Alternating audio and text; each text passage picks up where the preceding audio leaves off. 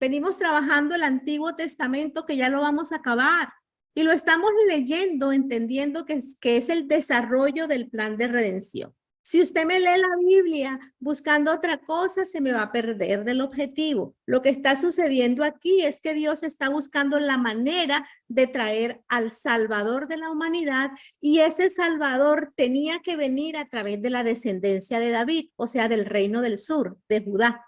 Y Satanás siempre, todo lo que vemos, todos los movimientos aquí es Satanás tratando de impedirlo.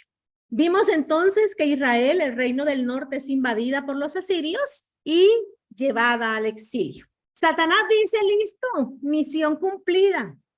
Está destruida la descendencia por donde quizás llegaría aquella profecía que me dijeron por allá de que la simiente de una mujer me iba a destruir. Y se enfoca a llenar con toda su maldad el reino de Judá. Dios levanta entonces un rey de la descendencia de David, llamado Ezequías, cuyo epitafio dirá, no hubo uno como él ni antes ni después. Y grandes enseñanzas con mucha carnita nos dejó este rey. Usted recordará que hablamos de la enfermedad de Ezequías y cómo él entonces había orado reclamando el pacto en el cual estaba y Dios le había contestado y había añadido a su vida 15 años más. Y aquí vemos otro caso donde la gracia de Dios se ve aún en los tiempos de la ley, porque estos son los tiempos de la ley de Moisés, que era dura, que era fuerte. Aquí estamos viendo muchos pincelazos de misericordia de Dios. ¿Y qué sucede? Que la gracia dada por Dios no es para desperdiciar mi vida, sino ¿para qué? Para cumplir la tarea que Dios ha escrito para nosotros. ¿Lo hizo Ezequías? Lastimosamente no. Cuando el profeta Isaías reprende al rey Ezequías por su necedad, a causa de que el rey le quiso mostrar al rey de Babilonia las riquezas de todo el reino del sur, ¿qué hizo Ezequías? Pues sencillamente no escuchó. ¿Qué hizo Ezequías con la extensión de 15 años de su vida? Abrió las puertas al enemigo futuro que tendría Judá, que era Babilonia. Termina el reino de Ezequías y llega entonces Manases y su nieto Amón, aquí en este capítulo 21. Estos fueron 57 años los más desastrosos, horrorosos, inmundos, diabólicos que ustedes pueden leer en los tiempos de Judá. Segundo de Reyes 21, que es el capítulo que vamos a desarrollar hoy, debe leerse paralelo con Segunda de Crónicas 33 y con el final del libro de Isaías. Y esa es la tarea y responsabilidad de cada uno de ustedes hacerlo en casa. ¿Sabían ustedes que Manases fue el responsable de la muerte de Isaías? Su padre, impresionante. Ezequías viene de un padre que se llamó Acaz, que hizo lo malo, y sale tremendo rey bueno. Y ahora de este tremendo rey bueno me sale esta cochinada, que hasta fue el responsable de la muerte de un profeta, nada menos que de Isaías. Y Dios levanta entonces para esta época, y váyanse al cuadrito, Él levanta 3 profetas para este tiempo tan tenaz que estamos enfrentando en este momento. Levanta al profeta Nahum, levanta al profeta Habacuc, y levanta al profeta Sofonías. Esos 3 profetas, entonces, son los encargados de entrar a estos tiempos tan difíciles para prevenir a Judá de lo que va pasando. Y son tareas que ustedes también deben desarrollar, leer esos profetas. ¿Ok? El rey Manases fue el peor de todos los reyes. La maldad de ese reino de Manases superó la imaginación. Y vamos entonces a iniciar. Voy a leer todo el capítulo. Voy a leer la versión Reina Valera Gómez. Y dice así el capítulo 21 de Segunda de Reyes. De 12 años era Manases cuando comenzó a reinar. Y reinó en Jerusalén 55 años. El nombre de su madre fue Epsiba. E hizo lo malo ante los ojos de Jehová según las abominaciones de las naciones que Jehová había echado de delante de los hijos de Israel. porque volvió a edificar los lugares altos que Ezequías su padre había derribado, y levantó altares a Baal, e hizo una imagen de acera, como habían hecho Acab, rey de Israel, y adoró a todo el ejército de los cielos, y rindió culto a aquellas cosas. Asimismo, edificó altares en la casa de Jehová, de la cual Jehová había dicho, yo pondré mi nombre en Jerusalén. Y edificó altares para todo el ejército de los cielos en los dos atrios de la casa de Jehová. Y pasó a su hijo por fuego y se dio a observar los tiempos y fue agorero e instituyó encantadores y adivinos, multiplicando así el hacer lo malo ante los ojos de Jehová para provocarlo a ira. Y puso una imagen de acera que él había hecho en la casa de la cual Jehová le había dicho a David y a Salomón su hijo, yo pondré mi nombre para siempre en esta casa y en Jerusalén, a la cual escogí de todas las tribus de Israel. ¿Ok? Verso 8. Y no volveré a hacer que el pie de Israel sea movido de la tierra que dije a sus padres, con tal de que guarden y hagan conforme a todas las cosas que yo he mandado. Y conforme a toda la ley que mi siervo Moisés os mandó. Mas ellos no escucharon. Y Manasés indujo a que hiciesen más mal que las naciones que Jehová destruyó delante de los hijos de Israel. Habló pues Jehová por medio de sus siervos los profetas diciendo, por cuanto Manasés, rey de Judá, ha hecho estas abominaciones y ha hecho mal, más mal que todos los que hicieron los amorreos que fueron antes que él, y también ha hecho pecar a Judá con sus ídolos. Por tanto, así ha dicho Jehová, el Dios de Israel. He aquí que yo traigo tal mal sobre Jerusalén y sobre Judá, que el que lo oyere le retiñirán ambos oídos. Y extenderé sobre Jerusalén el cordel de Samaria y la plomada de la casa de Acab. Y limpiaré a Jerusalén como se limpia un plato que se friega y se vuelve boca abajo. Y desampararé el resto de mi heredad y lo entregaré en manos de sus enemigos y serán para presa y despojo de todos sus adversarios. Por cuanto han hecho lo malo ante mis ojos y me han provocado a ira desde el día que sus padres salieron de Egipto hasta hoy. Fuera de esto, derramó Manasés mucha sangre inocente en gran manera, hasta llenar a Jerusalén de extremo a extremo, además de su pecado con que hizo pecar a Judá para que hiciesen lo malo ante los ojos de Jehová. Los demás hechos de Manasés y todo lo que hizo y el pecado que cometió no está todo escrito en el libro de las crónicas de los reyes de Judá.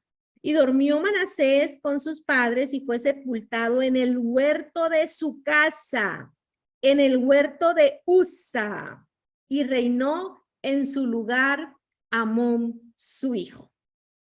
El reinado de Amón no fue nada importante, sin embargo lo vamos a leer, y de 22 años era Amón cuando comenzó a reinar y reinó 2 años en Jerusalén. El nombre de su madre fue Mesulemet, hija de Harús de Jotba. E hizo lo malo ante los ojos de Jehová como había hecho Manasés su padre, y anduvo en todos los caminos en que su padre anduvo y sirvió a los ídolos a los cuales había servido su padre y los adoró. Y dejó a Jehová, el Dios de sus padres, y no anduvo en el camino de Jehová. Y los siervos de Amón conspiraron contra él y lo mataron en su casa. Entonces el pueblo de la tierra mató a todos los que habían conspirado contra el rey Amón y puso el pueblo de la tierra por rey en su lugar a Josías, su hijo.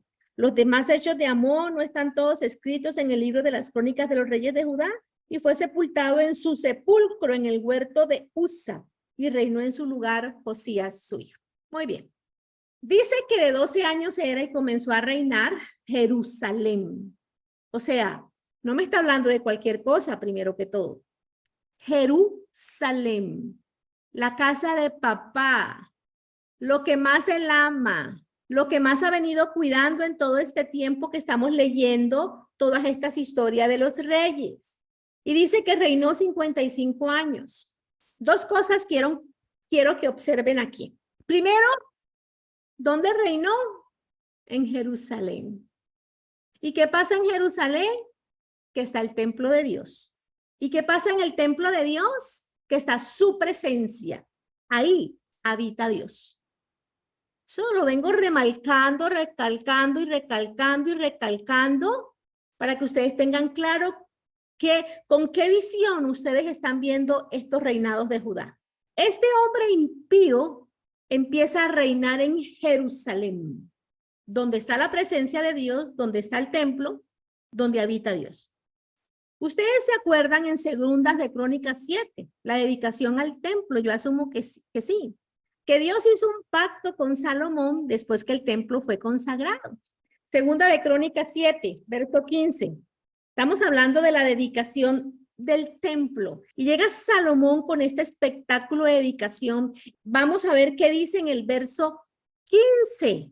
Dice, ahora estarán abiertos mis ojos y atentos mis oídos a la oración en este lugar. Porque ahora he elegido y santificado esta casa para que esté en ella mi nombre para siempre. Y mis ojos y mi corazón estarán ahí para siempre. Dios vivía ahí, esa era su casa, ahí estaba su gloria. Pero el rey Manases, que volvió a edificar los lugares altos que su padre había derribado, que levantó altares a Baal, que hizo una imagen de acera, como había hecho Acab, el rey de Israel, que adoró a todo el ejército del cielo y rindió culto a todos ellos. Nada extraño, porque hemos leído que los otros reyes anteriores a Manases habían hecho muchos lo mismo, ¿sí o no? Aquí no hay nada raro, pero es que este sinvergüenza le añade otra dosis, algo que ni siquiera se atrevieron a tanto los otros reyes. Mira lo que dice el verso 4. Edificó altares, ¿dónde? Ay. Dentro del templo. O sea, los otros habían hecho cosas afuera y ajá, y que sí, que en los lugares altos pusieron a Acera y a Baal, y ok. Hasta eso se había aguantado Dios. Obviamente sobre ellos llegaba el castigo y el juicio. Pero este sinvergüenza no se conformó solamente con eso, sino que en la casa de Dios, en el templo, en esa casa de la cual Dios había dicho, ahí está mi nombre, en Jerusalén yo lo voy a poner. Y no conforme con eso, ¿qué hace? Edifica altares para que todo el ejército del cielo, ¿en dónde los edifica? En los atrios, ¿de dónde? De la casa de Jehová. O sea, ya este sí fue el descaro del descaro. Dentro del templo, en la casa de Jehová. Y yo no quiero que ustedes lean y pasen de largo, que es un atrio. Es un patio abierto situado a la entrada del templo. Eso es un atrio. Los objetos del tabernáculo, el inmobiliario y los utensilios del templo construido por Salomón seguían el mismo plano. ¿Se acuerdan de qué? Del arca de la alianza. Y esa arca de la alianza acompañó al pueblo de Israel por todo, siempre. Acuérdense que ya eso lo leímos por allá. Cuando Moisés estaba, ellos se ponían el arca, iban a una batalla, llevaban el arca. Si no la llevaban, fracasaban en la guerra. ¿Se acuerdan? Todo dependía del arca del pacto. Y ahora Salomón construye este templo, y en ese templo que está hablando allí en este momento la historia, al entrar al patio externo del templo, después de las murallas, miren lo que había. ¿Lo están viendo? Lástima que no se los puedo poner más grandes. Aquí está. Estas son las murallas y aquí entraban al templo que construyó Salomón. Solamente le quiero hablar de estos dos primeros que están a la entrada. El primero era el gran altar del sacrificio. las escaleras, donde estaba el sacerdote, donde ¿qué? Sacrificaban los animales ofrecidos a Dios. ¿Qué pasaba cuando una persona pecaba? Dios había dicho que llevaran un corderito y que ese corderito era para la expiación de sus pecados. ¿Qué hacía el sacerdote? Imponía las manos sobre el cordero y había que los pecados que había cometido quien lo llevara eran puestos en el animalito y automáticamente para Dios, ¿qué sucedía? Esa persona quedaba libre hasta el próximo pecado. Luego, esos animalitos, cuando ya mataban y salpicaban la sangre y todo lo demás, eran quemados, ofrecidos en holocausto. ¿Y qué pasaba? Producía un humo que dice la palabra que subía a los cielos como olor grato al Señor. Lo que significa que el que haya llevado ese animalito al sacerdote ahora era cubierto su pecado. ¿Cuál era la finalidad de esto, de ese altar? Era que era el lugar donde ofrecían los sacrificios y se vertía la sangre, la única que hacía expiación sobre el altar por las almas de quien lo llevaba. Sangre, sangre, sangre. Lo único que a nosotros nos libera de la ira de Dios es la sangre. Eso es lo que sucedía en ese altar. Para ellos era un sacrificio de expiación. Para nosotros la sangre significa la cruz de Cristo. La cruz fue la que nos quitó a nosotros completamente el pecado. A ellos se los cubría, a nosotros no los quitó. Porque dice la Biblia que sin derramamiento de sangre no hay perdón de pecados. ¿Qué está haciendo Manasés con todo esto? Rechazando la protección del Dios de Abraham, de Isaac y Jacob y poniéndose debajo del dominio de los ejércitos del cielo, a quien llevó y entró al templo de Jerusalén para adorarlos. Eso está haciendo Manasés y es lo que hacemos nosotros. Cuando nos salimos de la protección de Dios y de su sangre, está rechazando la protección de Dios. En los atrios puso al ejército del cielo. No puso ángeles, no puso querubines, no puso nada que tuviera que ver con Dios. La palabra de Dios me dice en Efesios 6:12 que no tenemos lucha contra sangre y carne, sino contra principados, contra potestades, contra gobernadores de las tinieblas de este siglo, contra huestes espirituales de maldad que habitan en donde, en las regiones celestes. Muy bien, Gisela, en las regiones celestes. Satanás es el príncipe de la potestad del aire, me informa la Biblia. El príncipe de la potestad del aire. Él opera desde el segundo cielo, se los he explicado muchas veces, desde el segundo cielo en las regiones celestes, que no son las regiones celestiales, para que no se me confunda, porque mucha gente cree que celeste es igual que celestial, y a mí Efesios me está informando que ese imperio de maldad opera en las regiones celestes, segundo cielo, que no es lugares celestiales, ¿ok? Y que desde ese lugar, desde el segundo cielo, él administra todo el sistema de la tierra. O sea, todos los desobedientes, todos los rebeldes, todos los contrarios a la palabra de Dios que existe en esta tierra son dominados por ese imperio de maldad que maneja las regiones celestes. Todo aquel que va contrario a la agenda de Dios, permítanme decirle, es gobernado por el segundo cielo. Por eso, cuando usted siga leyendo el verso 6 de Segunda de Reyes, que hace Manasés, pasa a su hijo por fuego, se dio a observar los tiempos y fue agorero, e instituyó encantadores y adivinos, y que puso una imagen de acera que él mismo había hecho en la casa del Jehová, donde había dicho Dios que ahí iba a estar su nombre, en esa casa en Jerusalén, a la cual Dios mismo escogió, porque él escogió a la tribu de Judá para poner allí su nombre. Ahora entonces, cuando ustedes leen ese, ya entienden quién está gobernando, quién le está poniendo esos pensamientos a Manasés. Ahora entienden por qué ese comportamiento. Él está trayendo brujos a la casa del Señor, Él está visitando agoreros que son adivinos. Él está trayendo a todos los gobernantes de maldad de las regiones celestes a habitar donde estaba Dios. En nuestros tiempos, poniendo esto en el contexto nuestro, si usted rechaza la sangre de Cristo, usted es uno más que está gobernado, está siendo gobernado por el segundo cielo. Te lo repito por si no me lo entendió.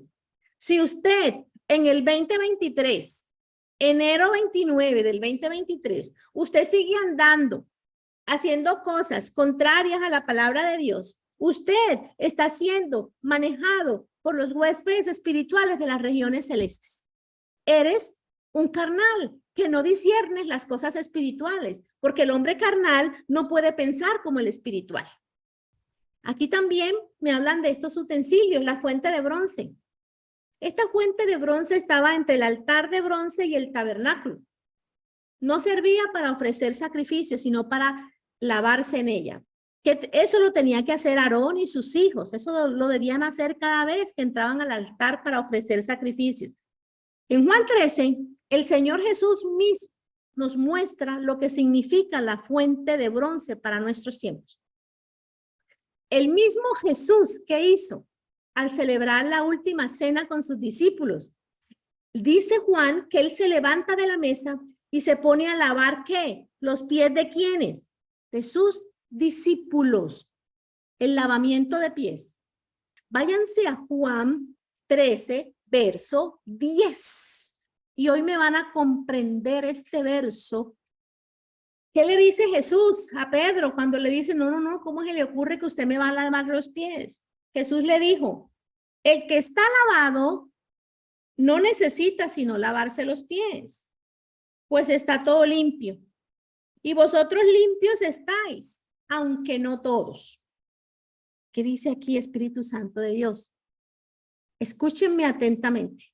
Para aquel que tiene todo el cuerpo lavado, es decir, que ha pasado por el nuevo nacimiento confesando a Jesús, no es necesario repetir lo que ha sido cumplido una vez y para siempre. Ocurre lastimosamente y demasiado a menudo, tristemente, que el creyente, a causa de la carne, peca, ¿cierto? ¿Qué sucedió? Manchó sus pies. Por eso Jesucristo dice claramente, Pedro, el que está lavado no necesita lavarse sino los pies. Tú que ya has sido, que has reconocido a Cristo, tú no necesitas andar haciendo la oración de fe cada vez que pecas, asustada. Ay, Dios mío, ay. Alguien que me lleve a los pies de Cristo otra vez porque yo no he nacido de nuevo. Por favor, yo quiero hacer la oración de fe nuevamente porque es que no, queriendo hacer lo bueno, lo malo hago. No, hombre, yo. Y te preguntan, ¿usted está segura que sí tiene a Jesucristo en su corazón? Sáquenle este verso. Sáquenle este verso. ¿Cómo así? ¿Caí? Sí, caí. Me ensucié los pies, por eso Jesucristo me los está lavando. Sí, caí. Hice algo que no debía hacer porque estoy en eso, en esta carrera de la fe. Y el que empezó la buena obra en mí la va a terminar hasta que Él venga. Yo no soy pecador, yo peco. Yo soy una salva, sí, que me equivoco. Yo soy una mujer justificada o un hombre justificado por la sangre de Jesucristo que a veces meto la pata. Pero ¿qué hago entonces? ¿Cómo me lava Dios? La Biblia misma me lo dice. La misma Biblia me lo dice. No se trata de ser convertido cada vez que peco de nuevo una y otra vez, sino que tus pies sean lavados. Y el Señor muestra por medio de la palabra aquí en Primera de Juan 1:9 que el que se ha ensuciado sus pies en el camino, ¿qué tiene que hacer? Si confesaras tus pecados, Él es fiel y justo para perdonarte y limpiarte de toda maldad. ¿Me están entendiendo? Por eso dice, el que está lavado, el que ha recibido a Jesucristo, el que lo aceptó como su Señor y Salvador, tiene todo el cuerpo lavado. Pero si pecas, te has ensuciado los pies, bien, yo te los lavo. Ven a mi presencia, yo te los lavo. Porque el que confiesa sus pecados, Él es fiel y justo para perdonarlos y limpiarlos de toda maldad. ¿Entendieron ese verso por fin? Tu cuerpo todo está lavado. Cada uno de ustedes que confesó al Señor Jesucristo en su corazón está limpio, está redimido. Si pecas, no importa, no te estoy diciendo que haga lo que quiera. Ay, peco y sí, ay, no has entendido la gracia de Dios si sigues haciendo eso. Cuando uno peca, uno dice, no, listo, me equivoqué. Pero ¿qué hago? Voy ante los pies de Jesús porque Él es fiel y justo para perdonarte y limpiarte los pies en tu caminar con Él.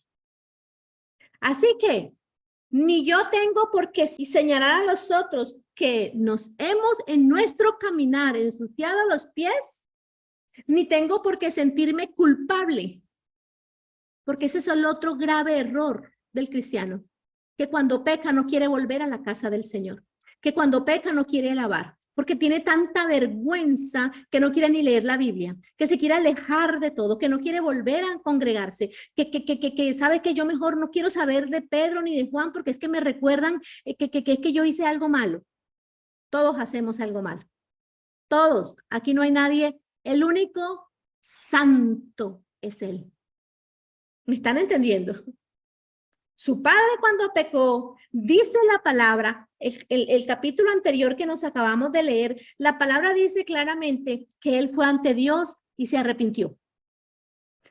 El arrepentimiento es lo único que hace que quite de nosotros la consecuencia del pecado. La Biblia me dice, otro punto que quiero que miren, es que él reinó más tiempo que David, más tiempo que Salomón y que su propio padre. Porque mire, fueron 57 años que hubo ese reinado, tanto de Manasés como el de su hijo. Estuvo reinando 55 años, más 2 de su hijo, 57 años de pura perversión, de todo. Dios fue misericordioso y paciente, lo mismo está haciendo él ahora. Dios no quiere que nadie perezca y trató en todo ese tiempo de que Manasés se arrepintiera, a ver si de pronto, la última oportunidad, y él nos da 1, 2 y 3, en espera a ver si se arrepiente, en espera a ver si hace lo correcto, en espera a ver si usted por fin se decide a hacer lo que Dios quiere que usted haga. Y en nuestros tiempos también pasa lo mismo. Miren lo que habla Pedro. Segunda de Pedro, no se vayan allí, pero bueno, si quieren, váyanse allí. Segunda de Pedro 3, del 3 al 4. Pedro me dice que los últimos días vendrán burladores con su sarcasmo, siguiendo propias opiniones, propios pensamientos y diciendo, oye, es que Cristo viene, ¿dónde está la promesa de su venida? Es que desde que yo oigo ese cuento, mi abuelita decía lo mismo, mi tatarabuela decía lo mismo, mi mamá decía lo mismo. Dios no ha venido.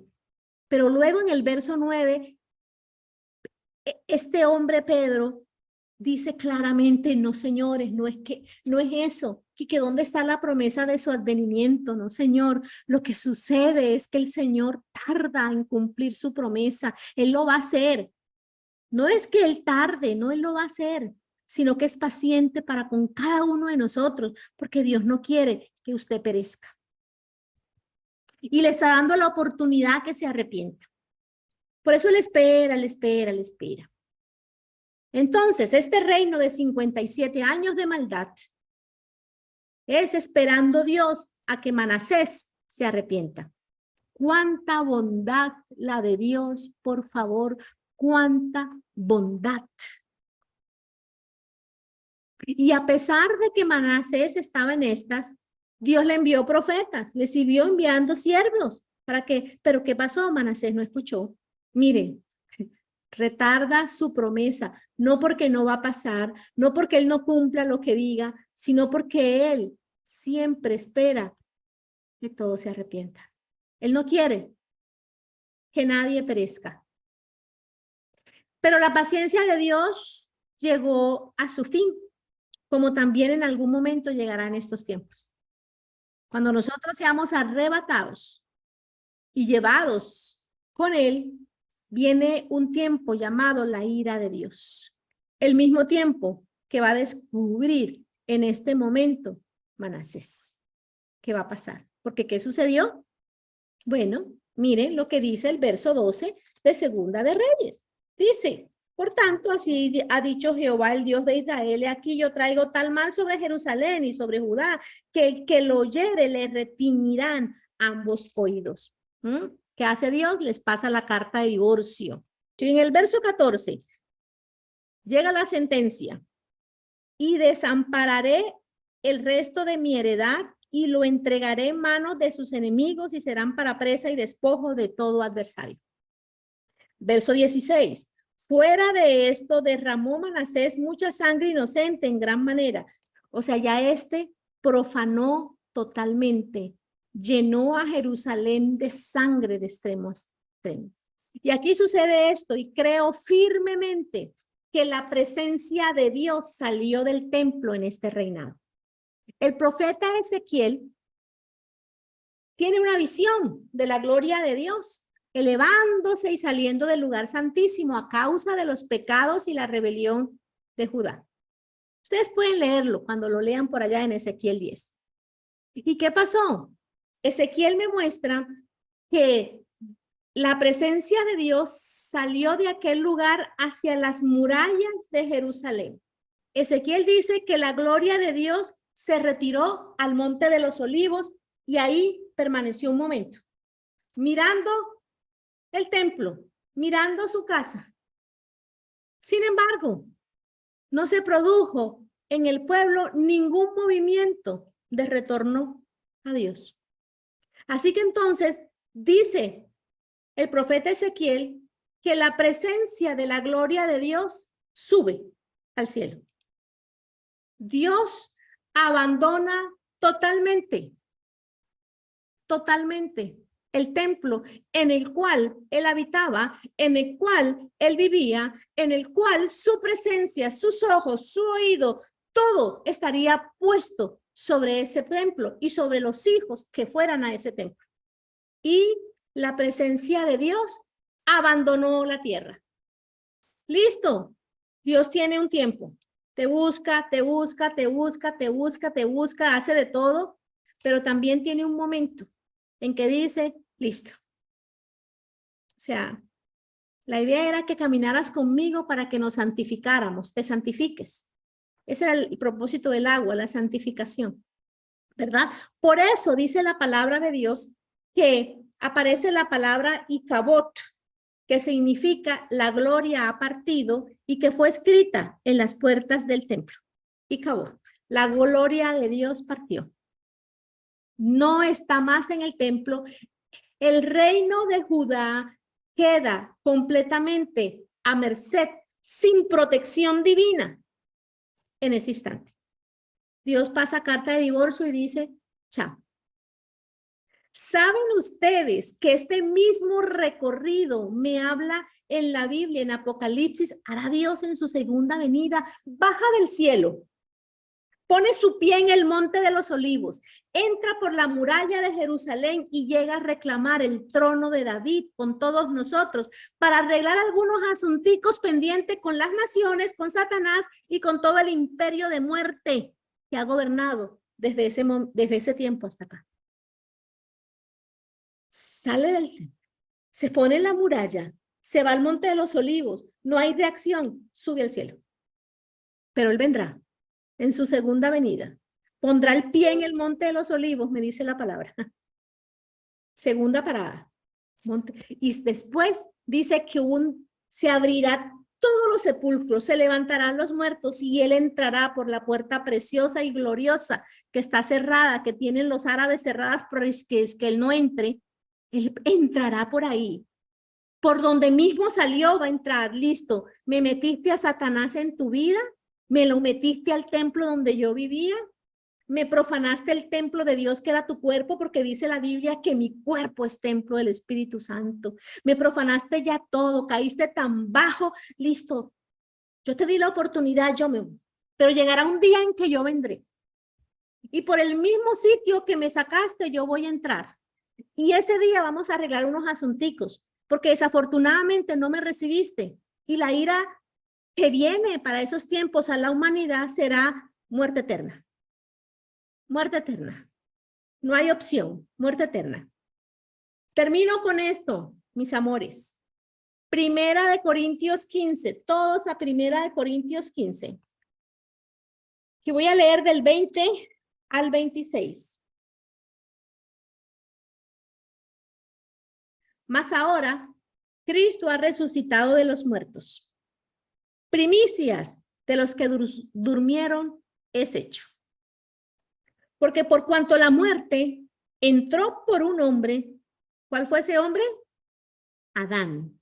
La muerte entró por Adán, no por Dios, no por Cristo, no fue un plan de Dios. Por cuanto la muerte entró por un hombre, Adán, también por un hombre, la resurrección de los muertos. La muerte entró por el pecado, yo traigo vida. El ladrón no viene sino a robar, matar y destruir. Yo vengo a darte vida y vida en abundancia. ¿Vamos bien? Muy bien.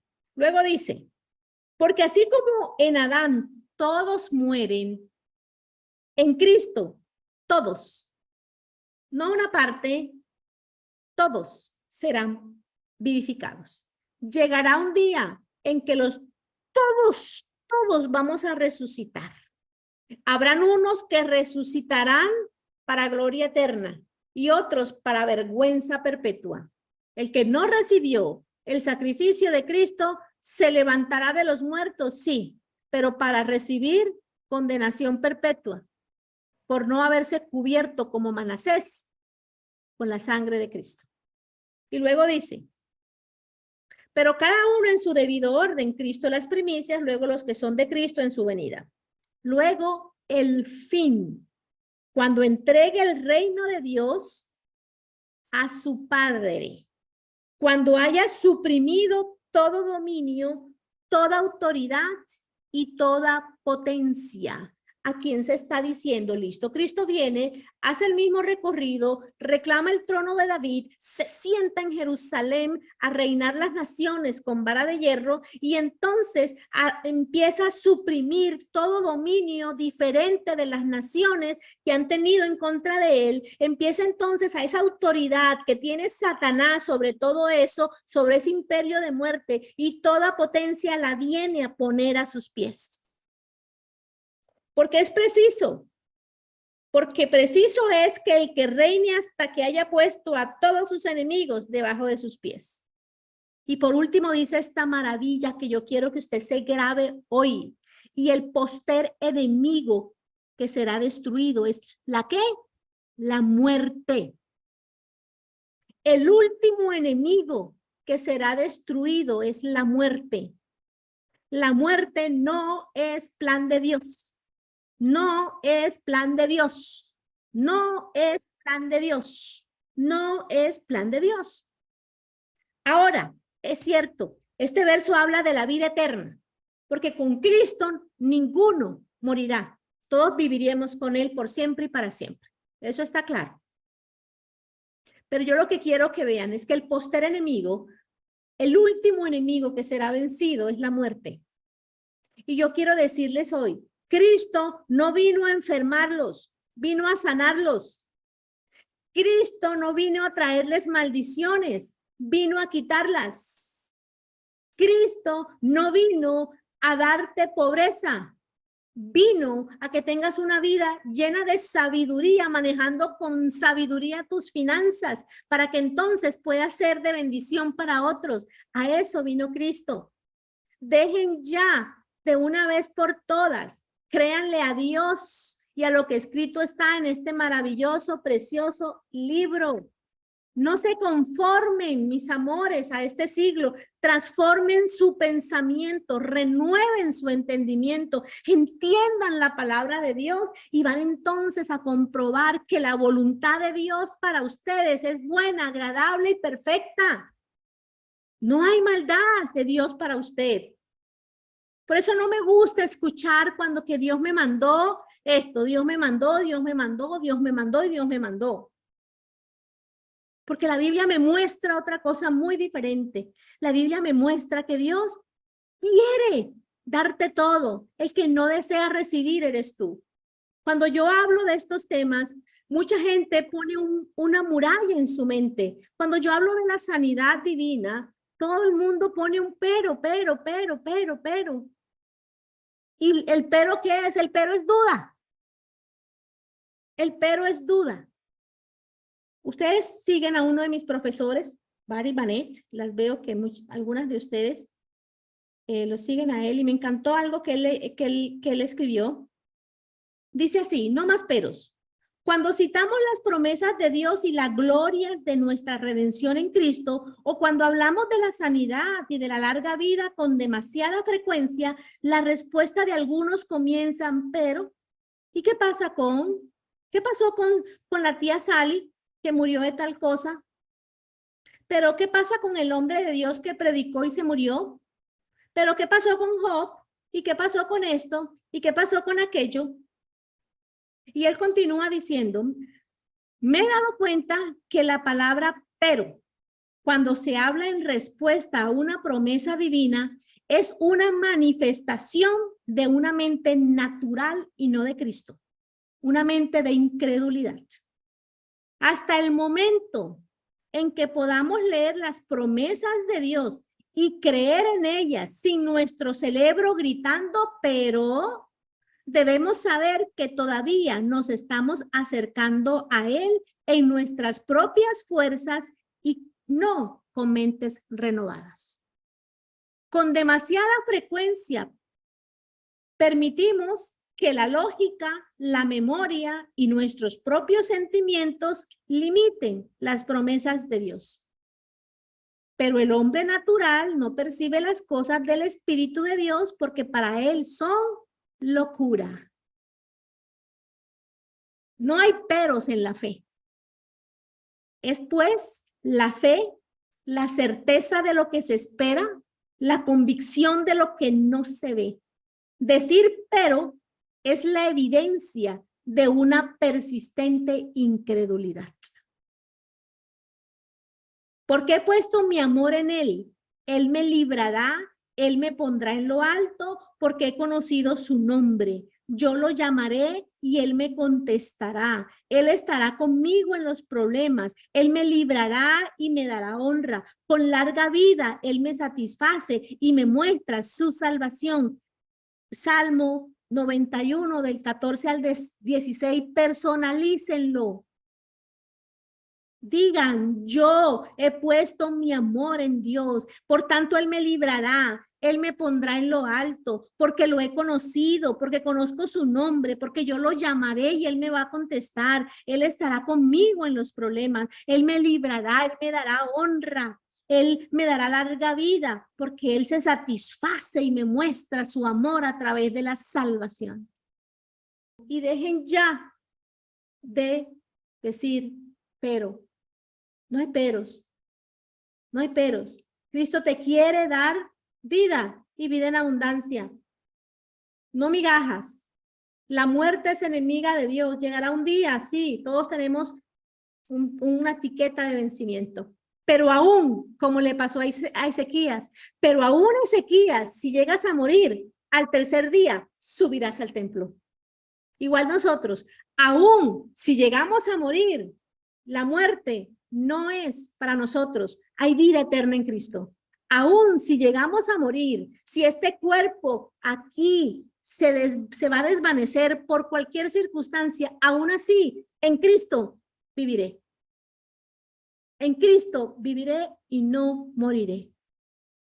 ¡Qué espectáculo! ¡Qué espectáculo! Cuando uno va para el encuentro del Señor, no debe haber miedo. Algún momento nos vamos a ir de este mundo. El problema es que estamos muy pegaditos a Él. No, vamos a encontrarnos con el amado, por fin.